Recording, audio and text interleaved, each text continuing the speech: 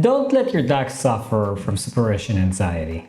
If he needs anti-anxiety medications, then he should be getting them. Like in people, there is a taboo around anti-anxiety meds in pets. But why? If your dog needs anti-anxiety meds, then it means that you did something wrong and people will think bad things about you? First, other people are not going to know unless you tell them. Second, it's none of their business. But if you do choose to tell them, explain that these meds help the dog's brain to work like a normal brain should.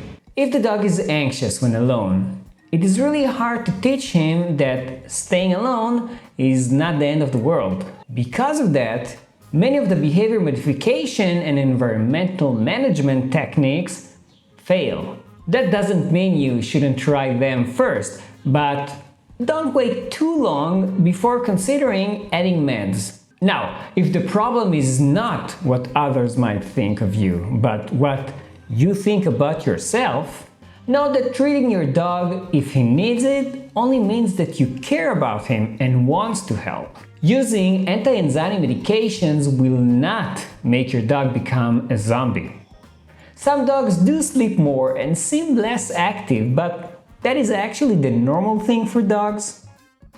The caretakers get so used to having the dog too active that when he comes down to the normal state, they think he's too sedated.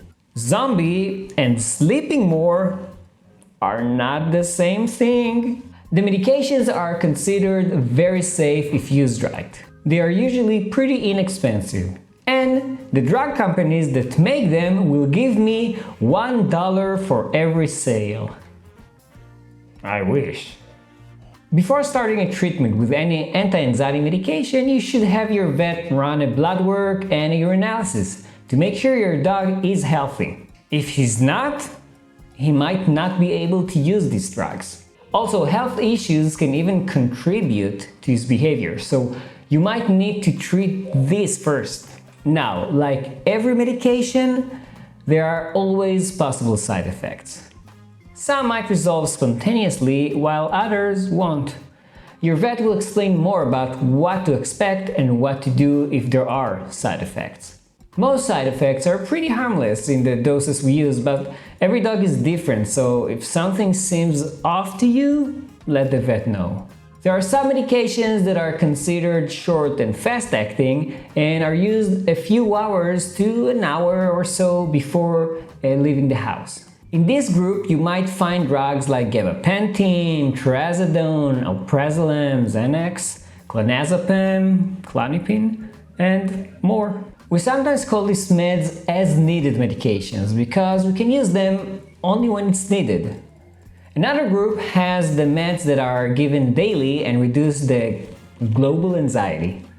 They usually take a few weeks to start working, so that is one of the reasons we might use them with the as-needed medications from the first group I mentioned. Sometimes until the daily meds kick in, and sometimes as a part of the whole treatment. It really depends on how the dog responds to them. Many times, but not always, one medication is just not enough to reduce the dog's separation anxiety. The second group includes medications like the SSRIs fluoxetine, Prozac, and sertraline, Zoloft, or TCAs like clomipramil and nafranil.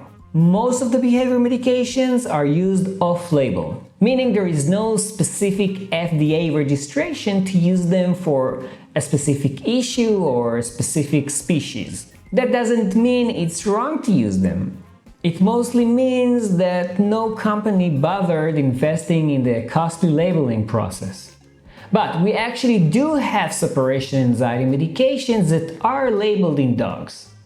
Reconcile, which is the veterinary version for Prozac, and Clomicon, which is the veterinary version for clomipramine. Check it out here!